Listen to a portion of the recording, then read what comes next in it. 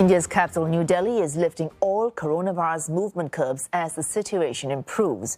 A night curfew will end next week, providing much-needed relief to shops and restaurants. COVID-19 caseload in India has dipped drastically from its record high of this year that took place in January, when more than 347,000 cases were being reported. But for the past 19 days, less than 100,000 cases are being reported, and especially in Delhi as well. This was the city that became the epicenter of the Omicron-led COVID-19 wave back in January. But now, just yesterday, less than 600 cases of COVID-19 were reported, and the positivity rate has come down to nearly 1%, which means just 1 in 100 people are testing positive for the virus. So the situation has improved drastically, and that's why authorities now feel like this is probably the moment when they can completely open up the capital once again. Apart from that, the concept of having specific areas being looked at and monitored very closely, that idea is still very much in place. The government is still going to track very closely the number of